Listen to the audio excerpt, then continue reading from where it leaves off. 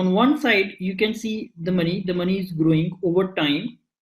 Means, let's say this is your first year income, year one. So this is your income, the green line, and this is slowly growing year by year. As the income is growing, your expenses are also growing, right? So when I started my job in 2006, my income was 18,000 rupees. So that was my income in a IT company. And at that time, my expenses were like 15,000 rupees. The moment I got the raise and my income became 30,000 rupees, my expenses also jumped to 50,000. Why? Because I bought a bike on EMI and I have to pay EMI for that. And then I shifted to some other apartment where the rent was high. So whatever I was saving over here, so that was like 3,000 rupees, and now my savings were 5,000. Okay, not a big difference.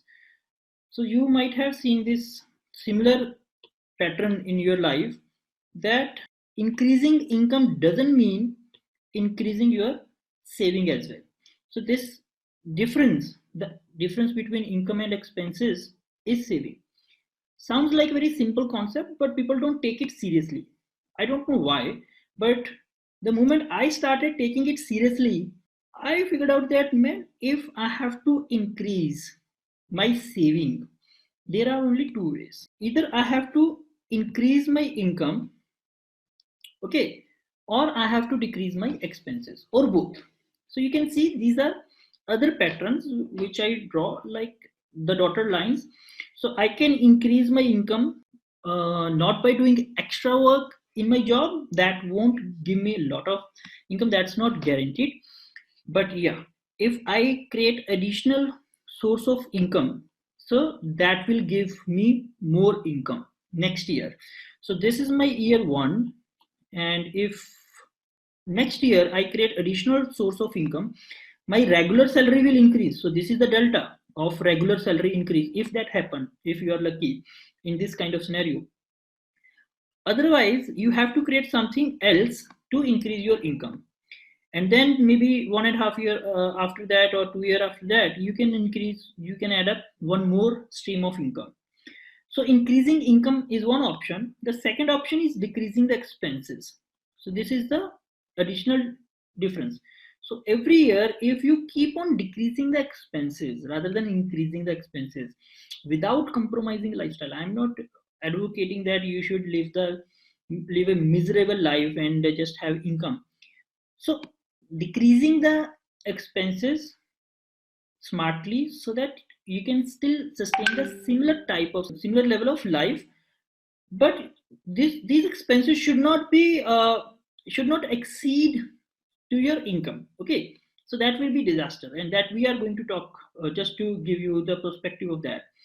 So let's say, if even if you are not decreasing expenses, you are just increasing expenses as per the regular way, increasing the income will give you some delta.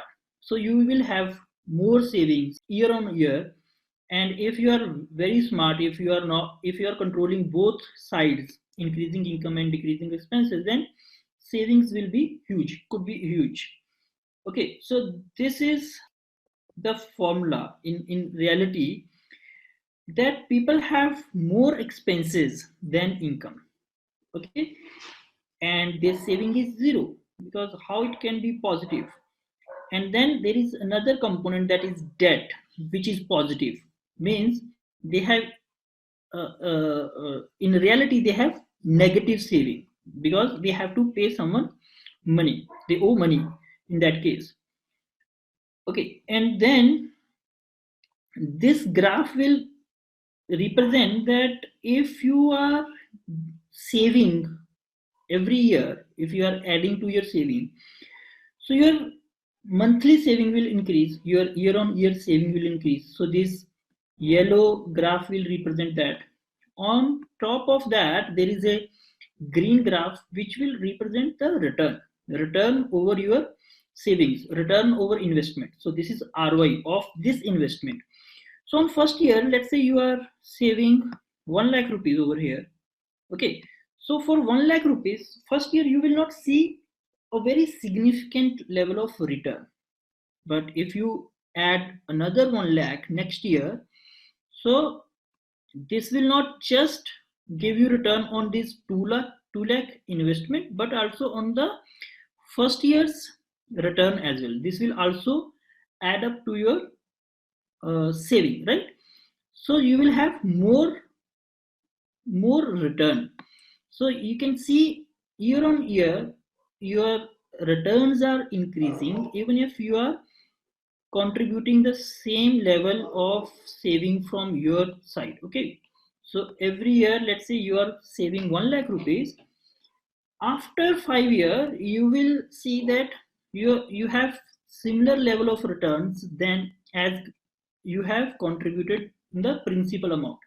So let's say after 5 years or 6 years, whatever the interest rate or where, depending on where you are investing. So I'm just taking a example that 5 lakh is your saving, your principal amount, and 5 lakh is your return over investment. Let's see if that is so. So then you will start seeing the result of compounding, the magic of compounding, how it will work.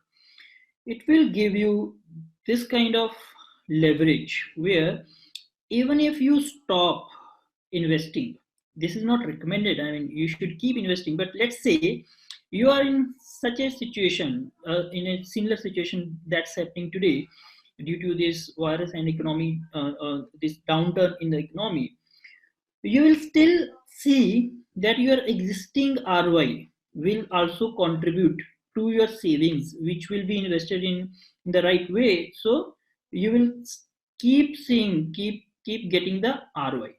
So eventually, this entire green area is your new ROI. So this is the goal. This is the goal of investment. So if we were able to do so, what we have to avoid is the negative ROI. So if you have invested your money in the wrong place, so this will start going down, and eventually it will not only eat up all your ROI, it can also eat up your savings and leaving you with very less capital at the end. So this is something which we have to avoid in the name of investment, that our capital should be preserved, our ROI should be preserved. So we may see less ROI in the bad time, but it should not go negative. Okay. So these are the simple formulas, these are the simple illustrations, so that you should move from this reality, the current reality, to the solution. So the current reality is that expenses are more than income, but the solution should be that expenses should be less than your current income, and rather than zero saving, you should have positive saving and zero debt. So if you can move to this area, better things can happen, right? So now this is the final slide from my side on this, which will give you the next level of mindset, what to do, how to do. So this income, whatever income we are having, so the first thing that is going in the regular expenses, month to month expenses that we are doing. There are some expenses which are avoidable, and there are some expenses which are not avoidable. For example, rent, for example, the grocery thing, which are not avoidable. We will talk about these expenses tomorrow, different type of expenses, and how to manage that, how to control those expenses without compromising your lifestyle, right? So that will be the topic for tomorrow. And then the second priority, so these are also priority orders. Priority one, first thing is expenses. So income will come and it will go into the regular expenses. Second priority should be building the emergency fund. Okay, so from your income, you should build the emergency fund for the emergency situations. We will talk about what are those emergency situations. These are not medical emergency situations, because for that we should buy the insurance. So two type of insurance, one is medical insurance and second is life insurance. And there will be a separate session, the entire session dedicated on insurance section, what kind of insurance, how much insurance depending on your profile, whether company provided medical insurance sufficient or not, whether we should buy any endowment plan, means policy, insurance policy linked with any saving plan, or we should simply buy term insurance, and how much insurance is sufficient.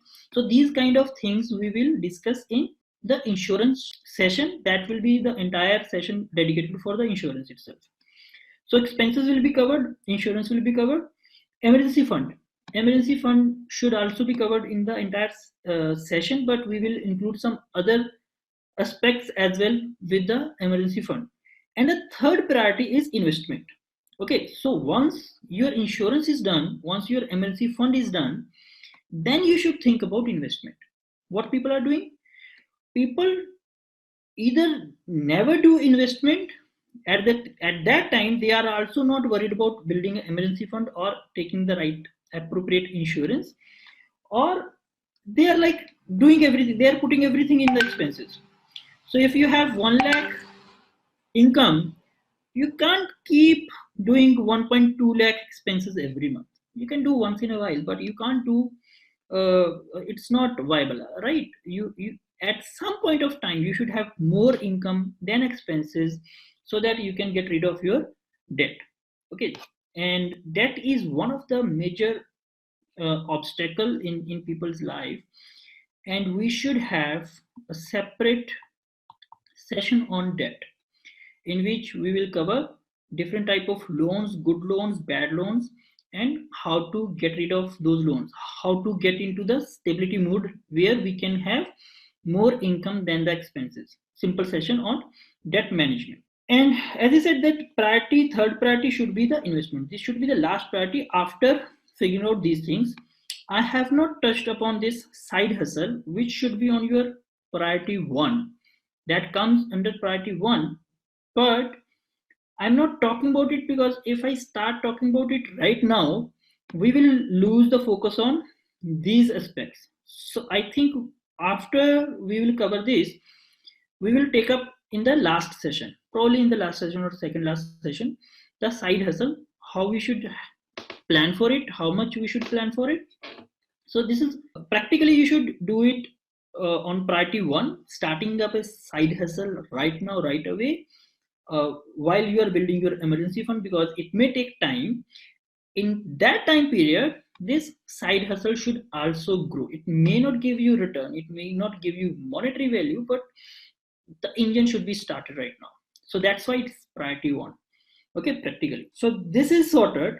So you should have the clarity about this P1, P2, P3, what it is and how you should manage it. The priority 3, investment, which is very misunderstood concept, that what kind of investment, where should we invest money?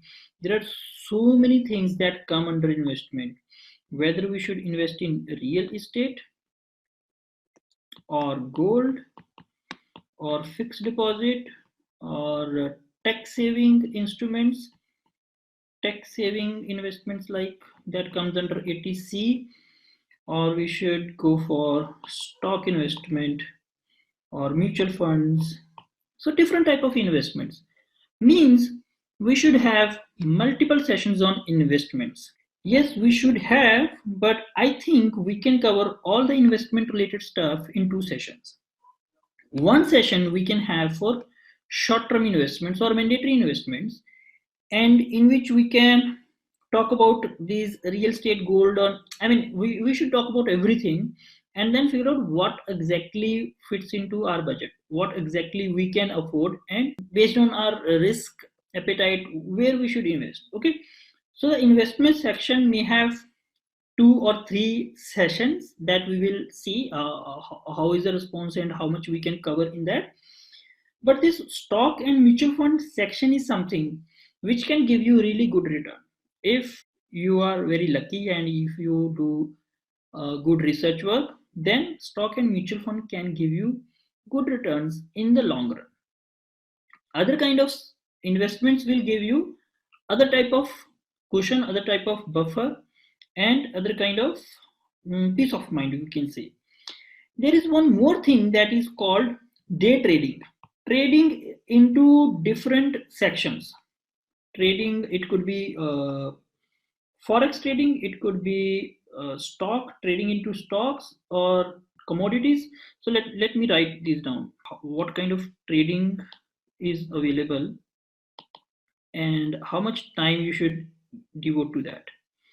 So trading, it could be trading in the stocks, then future and options, which are again related to stocks, but the mindset and the knowledge is totally different.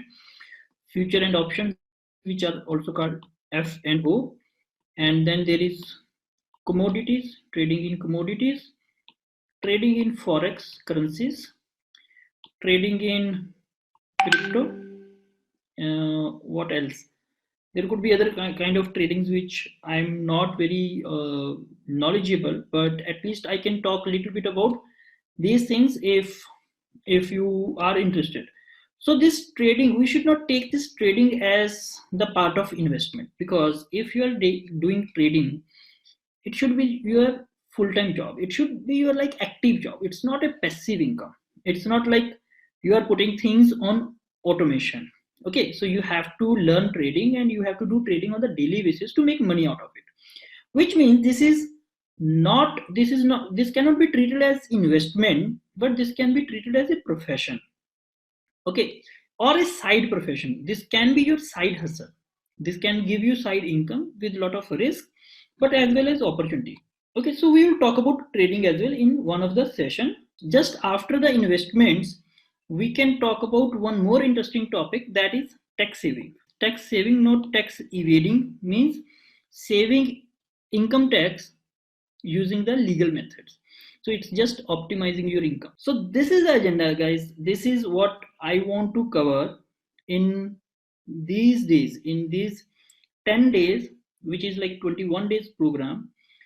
Starting from today, let me start from the latest question, that is from Chandresh Singh. I am planning on investing 12,500 per month in PPF in order to claim full ceiling of 1.5 lakh under 80C. Also full 1.5 lakh can deposit in within April 5 to maximize return. So which one of our method is better? Also, do I have a better investment vehicle in this very same purpose? So the question is that I have 12,500 rupees contribution to PPF every month. So is it good or not? PPF investment you can withdraw in 15 years. After 15 years, you can start withdrawal of that. And PPF investment is considered as most safest investment because there is no risk unless the government does the default, which is like very big thing. So this is safe. This will give you slightly more interest than your fixed deposit, bank fixed deposit. So you will get fixed interest rate year on year. The beautiful thing is that it will give you tax saving on your principal amount and then your returns as well. Whenever you will withdraw the money, that money is also not taxable, non-taxable money on the returns as well. So these are the important things which you should be considering.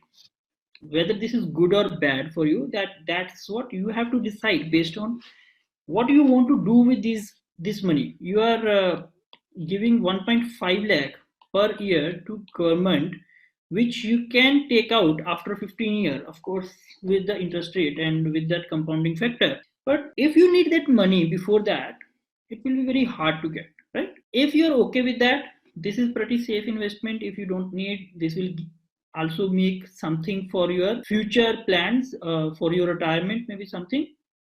So in that case, it's good. Otherwise, it's not. Now let's talk about what kind of question this is. So this is a very subjective question, and these questions you will automatically get by the end of this course. Okay, by the end of this course, you will have all the answers.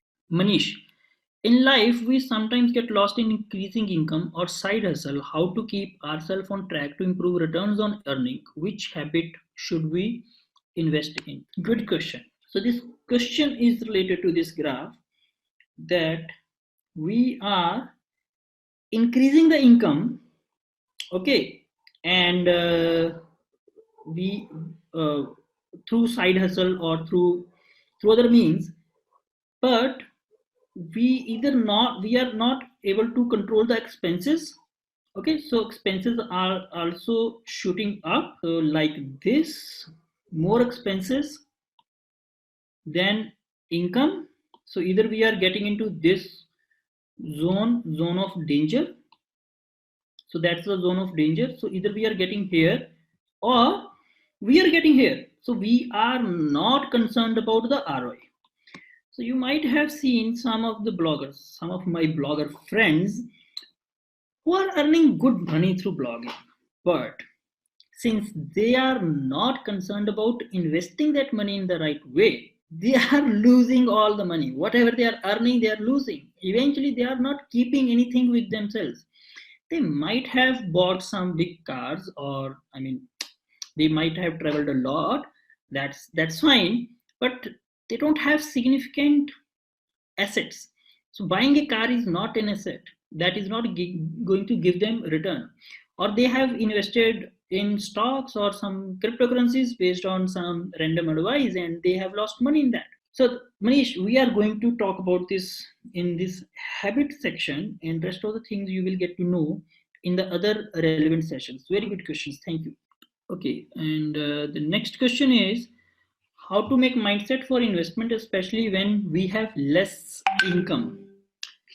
Mindset when we have less income. Ashutosh, here less income is not the problem. Yeah, you're right. It's the problem of mindset. Because see, when I started investing in stocks, my income was 18,000 rupees. At that time, I mean, even today, 18,000 nothing, but in 2006 as well, 18,000 was nothing.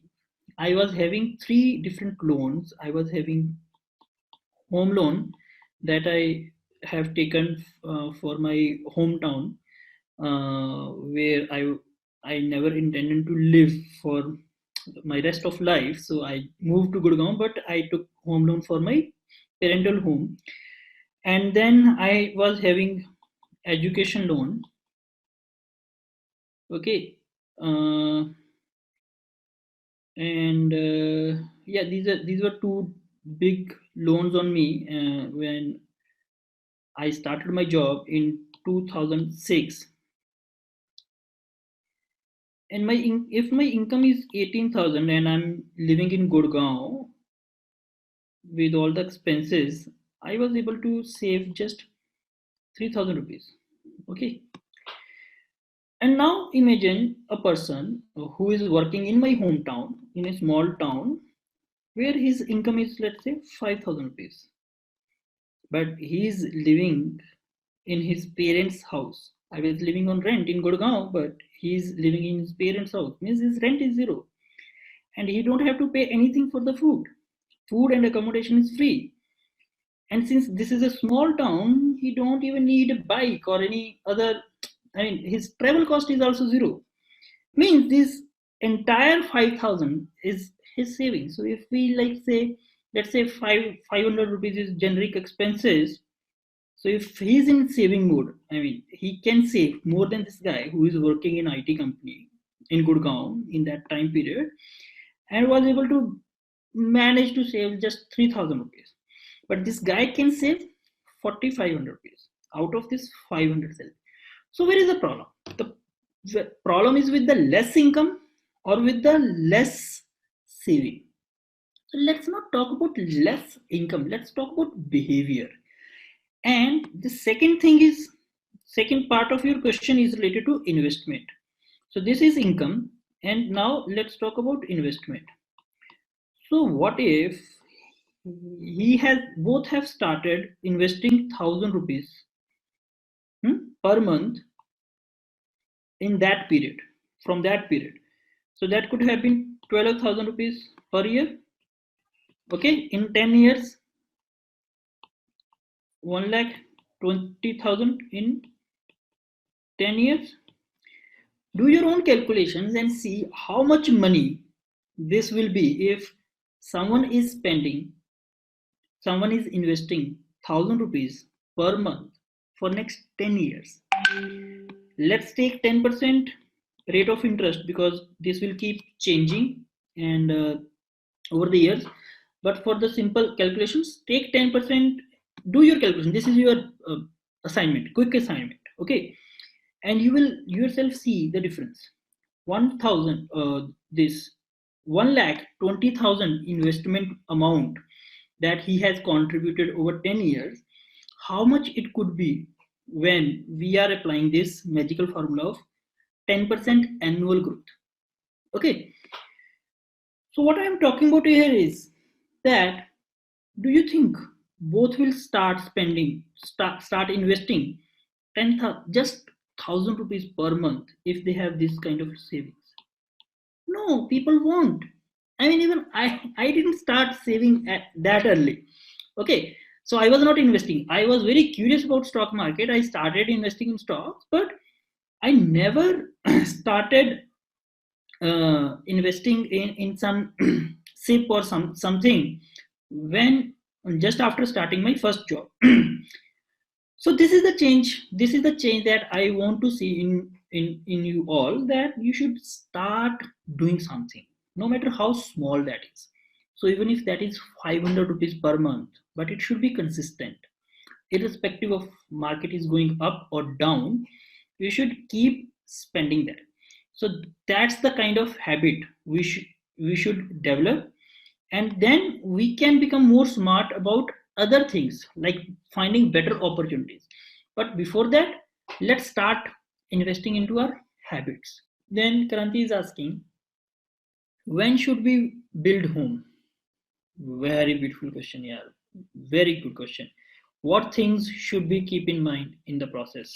This was not in my mind when I was planning this curriculum, but I would definitely add that in somewhere in the debt section. When we are going to talk about this essential debt, home loan. So the question, I will keep a note of this. When should we build home? Let me reveal my story for this. So let me give you some numbers, the true numbers. So what is happening right now? So right now I am living in a rented house in Chandigarh, near Chandigarh, where I'm paying 22,000 rupees. Okay, and this is increasing. I mean, from last how much 15 years I'm living in a rented house, and I have paid a lot of money. I mean, if you do this calculation, so you can see that about 3 lakh rupees I'm going to pay as a rent. Okay, but why I am not buying my own home if I have good income online? Okay, uh, so the typical home, a good home in Chandigarh, in a city like Chandigarh, that costs you around 1.5 cr. Okay, so if we take the calculation of the cost of capital, I mean, let's say if I don't have any money with me, if I have to take the entire money from bank and the interest rates are very good, let's say 10%, this comes out to be 15 lakh per year, right? 15 lakh rupees per year. And if I divide it into monthly, how much it will be? 1.2 or something, 1.3, yeah, 3. Okay, so I mean more than 1 lakh rupees, more than 1 lakh rupees as the cost of capital of owning the house. I am not ready to pay that. I'm not going to pay this much of money for a home. I'm talking about the similar type of similar level of homes where I'm living. Not much, not less. Okay, so basically, where I am living, if I have to own it, this will be 1 lakh worth of cost to my pocket right now. Okay, and I am paying this much of money. Of course, the argument is that after certain years, after paying all the debt, you will have your own home. Yes, that's right.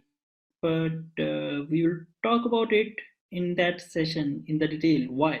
So why I'm not having this home, even if I have let's say 2 CR in my account. Even at that point, I will not have, I will not buy home. So we'll talk about it. Okay, so the next question is that people have fear that if company bankrupt them, their money would go in vain. So how do you see and change this negativity? I can't change the negativity, but I can share my perspective, my own experience. So what happened with me when my startup failed and my company became bankrupt and we lost money? So what did I learn? This may not be covered in other talk session, and this is very relevant to the today's session, because now we should come with the right mindset, right? So let me share the story. So I started my company in 13 after when I was still doing the job, but I left my job in 2014 for my startup, where we in these 2 years we invested, I along with my co-founder, 15 lakh rupees.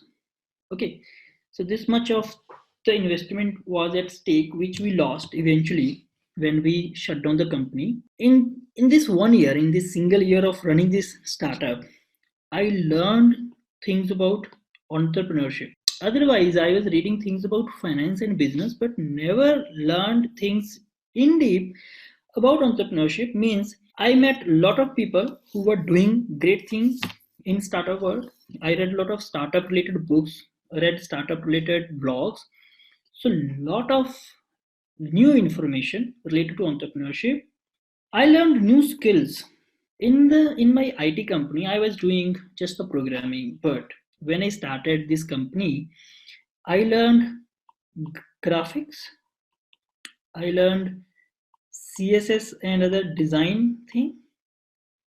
Okay, I learned sales, I learned marketing, and I learned failure is not a skill, but I learned something very important which is still coming handy. How to listen to no. When I was doing sales, I mean, sales is something which will make you more resistant to this word no.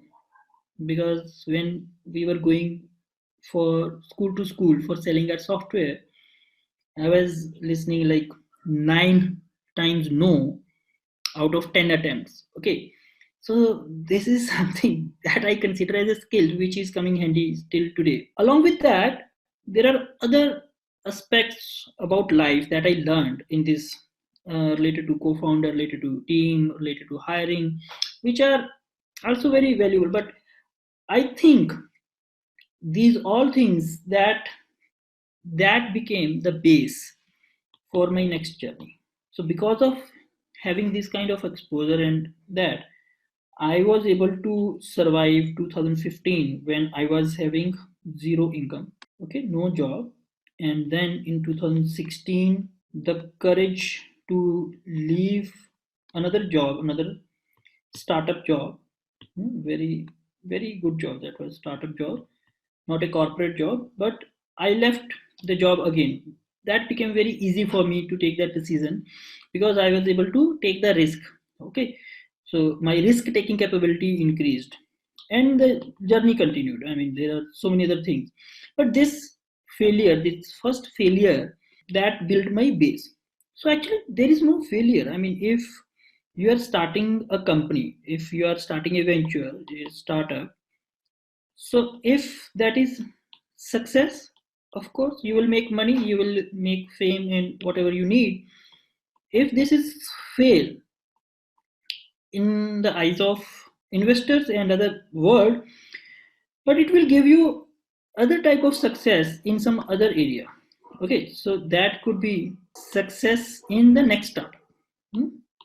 Success in the next startup, or as a different job profile. So you may change the job, your role in that, because as I was doing IT related stuff in my job, but in my startup job I was handling their content. I mean, I was their content head.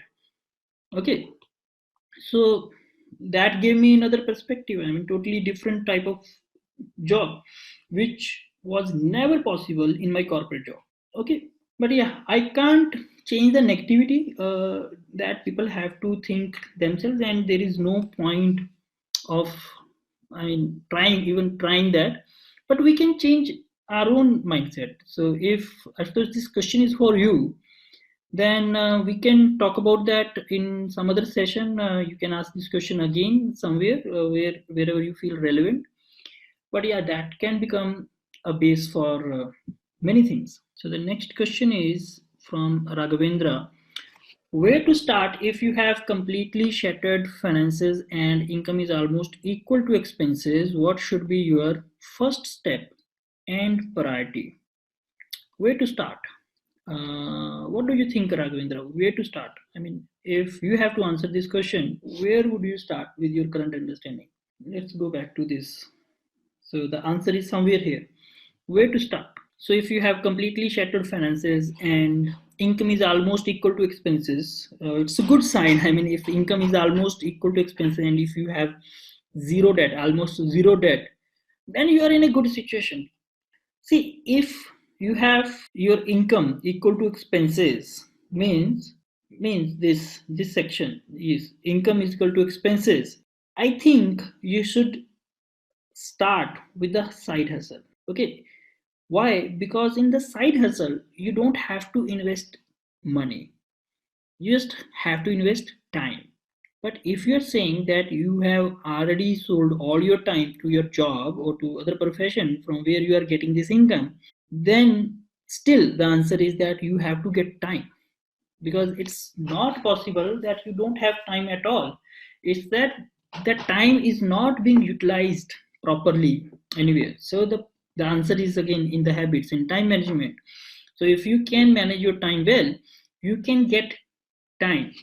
See the difference in this whole figure. So let me show you by marking it. So in this section, this income, investment, insurance, everything. So the area under this dark green.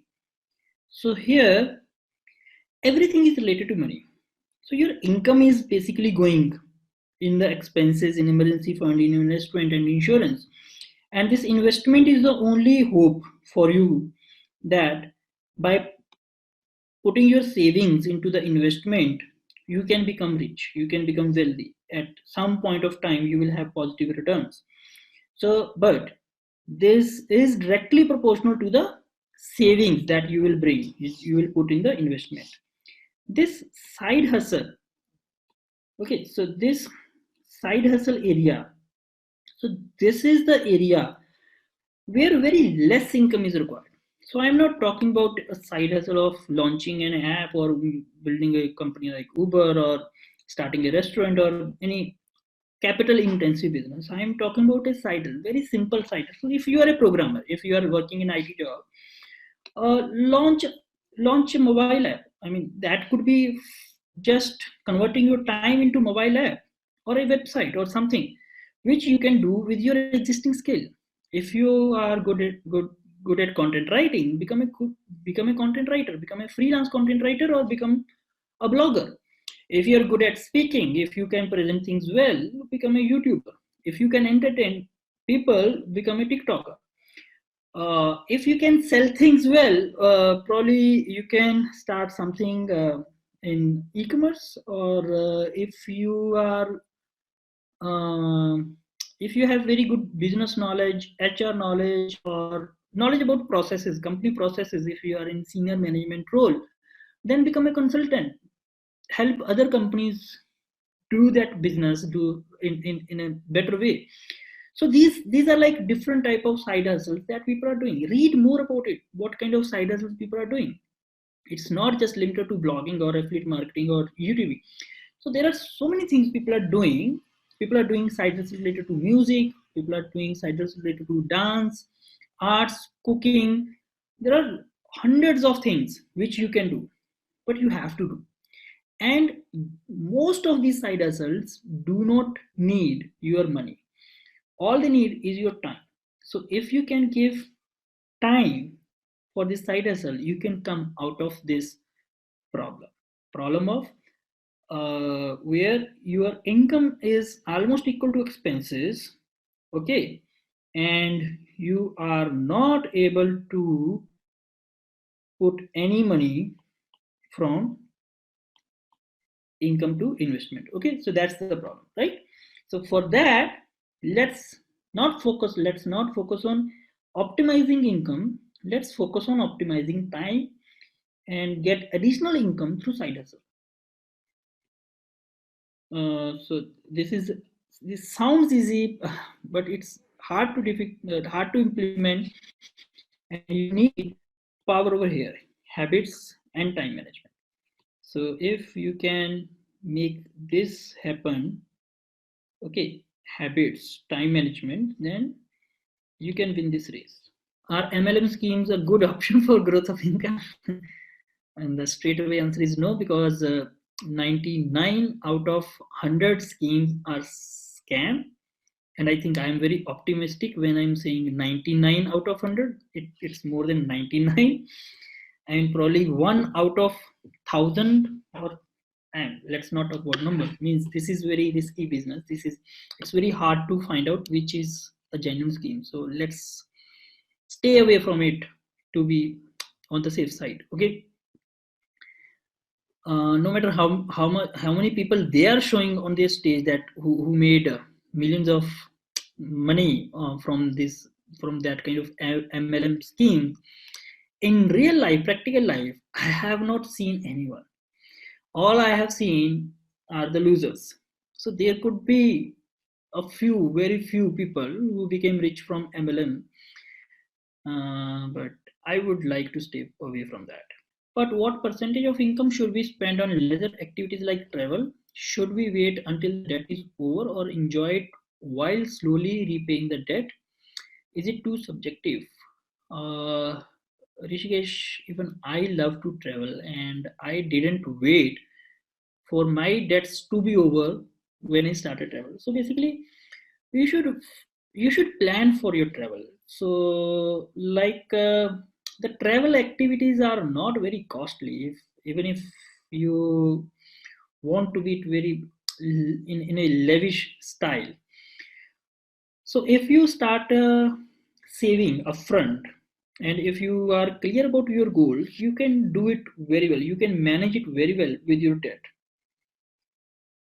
Yeah, probably that can be one of the session when we are going to talk about expenses. So either we can cover here travel expenses or expenses related to leisure, how we can manage that, how we can plan for that, which can also be related to savings, because we can plan, we can put one investment for the travel. So this is exactly what I did in 2016. Yeah. So in 2016, I started two funds, recurring deposits. So in 2016, when I was having a job in startup, and my plan was to travel for the long vacation, 1 month long vacation, I did my calculations, and I thought that 1.5 lakh is sufficient for a month long family vacation in Thailand. Okay, so 1 month long, I mean 30 days, if I have to go there with family, okay, so 1.5 lakh will be sufficient. So how much I need to save? Probably 12,000 per month. So I put one recurring deposit, which is like a fixed deposit,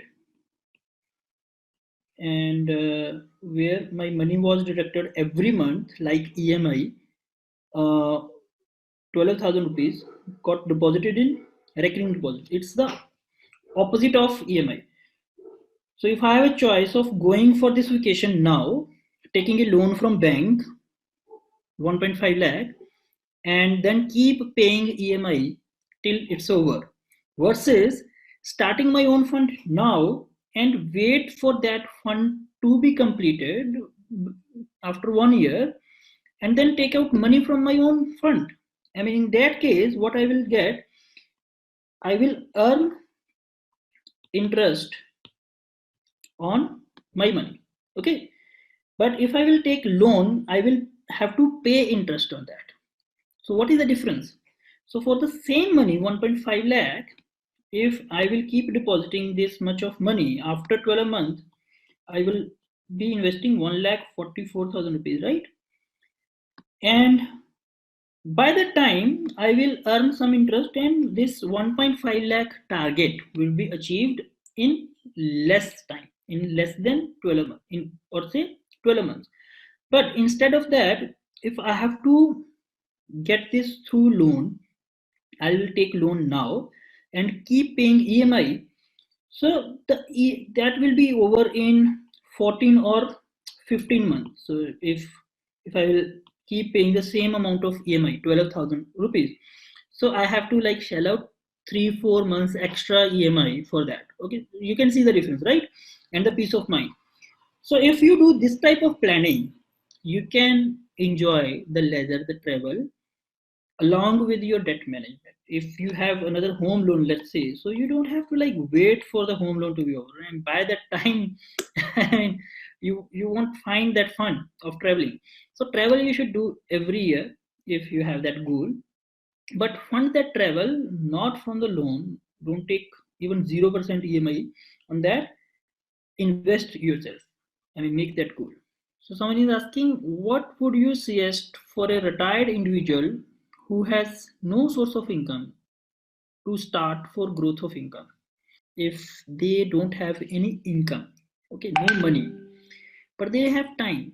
So whether they are retired individual or a student or a working professional, everyone has this currency. The universe has given same amount of currency to everyone, every individual, right?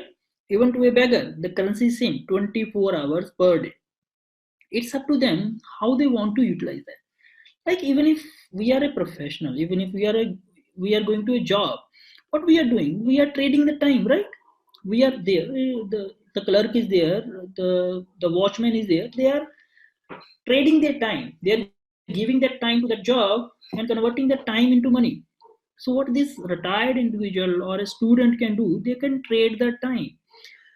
Now the value of time is different for a labor or unskilled labor, that is 500 rupees per day or 400 rupees per day. Government has decided 202 rupees per day for that labor. But if you are a skilled labor, that can be 500 to 1000 rupees to 2000 rupees per day. Depends what kind of skills you have, which means you should acquire more skills, better skills. Again, time investment is required for that, to acquire new skills, and that's what people don't want to do. That's the advice for everyone, whether they are retired or student or housewives or whosoever they are. If they want to grow in their life, if they want to grow income, first of all, grow your skills, build your skills. And anyone can build skills. I mean, it's about learning. I mean, what we do in the college, we spend 4 years, and after that we say, okay, now we are engineer, we like learned everything about engineering. So it just takes 4 years for a normal guy to become an engineer, and that engineer becomes so much valuable after that. So why any other person can't become anything else? I mean, that's again one of the myths, that after spending 4 years in engineering college, one can become a good engineer. So that, but let's assume that if they are putting effort and they are becoming something after that, people can like read of on their own, and they can become marketers, they can become designers, they can become musicians, they can become anything that they want to become, and they have to put hard work. So if the question is that without doing any hard work, without doing any income in investment, how someone can live, I mean, that's pure luck. I mean, very rare people can do that. So you have to put efforts in that.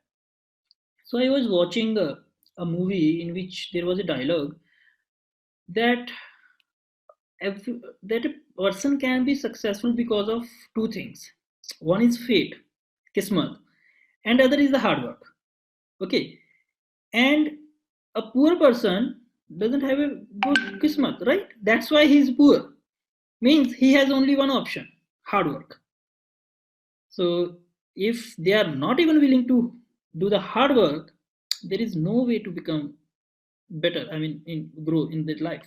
So the next question is: I run a literally community with open mic events since 3 years, but not able to make it profitable or scalable. Now I feel bad myself that I wasted my time, though I enjoyed it.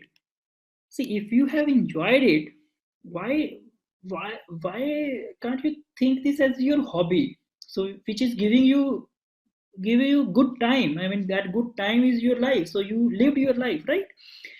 So it's okay if it is not making money for you. You should, I think you should keep doing it for your own hobby sake or for your own life enjoyment. Anyways, if you are doing this type of things, you are building new skills, you are building new connections. Think about something else that can give you money and keep doing it. Maybe you can do less events per month because this is giving you fun, this is you are enjoying it. But let's remove the money figure from it and do something else that can give you money. That's my advice for you. Bharat, can we expect 2008 recession is going to repeat? No, Bharat, this recession is going to be more painful than 2008 recession. It has already crossed that limit, so be prepared. It's not going to be that easy. Harun is saying my stock investments are 50% lost due to COVID-19. Should I sell all? No, no, not at all. Forget about that loss. This loss is perceived loss. This is unrealized loss. It's not the actual loss. Okay, keep it. If you feel that this you have invested in a bad company which is not going to be there after 1 year, then probably you can sell that irrespective of at what price that is trading, so that you can do. Otherwise, think about the new investments and what you should do moving forward, and don't even look at the percentage of loss that you have in stock investment. This is not the right time. It will give you like unnecessarily panic and the bad nights. So please don't look at that. Just look forward to where you can invest right now if you have money. Yeah. Anjani is asking, is it good time to invest in some good stocks? There is always good time to invest in good stocks. Okay, so when market was rising, I was investing at that time as well, and when markets were down, I was investing more at that time. So it's, I mean, if you can find good stocks, you can invest at any point of time, and this can be lucrative time. But there is a strategy to invest in stock market in when these are crashing like this. So we will talk about that in the stock market session. Okay, till that time, hold on this question. Next question: when starting a side hustle like blogging, which I am passionate, is it important to access the income generation ideas initially, or is it wise to build audience first, then look at income sources that are suitable? So Rishikesh, if you are in a learning mode, then it's okay to just focus on audience and learn things. Once you have learned enough, you will automatically know what are the income generation ideas and where you can do better. Yeah, in the initial days, I never thought about making money from my blog. It was only and only for my learning. Thanks, guys. Thanks very much. Bye. Take care.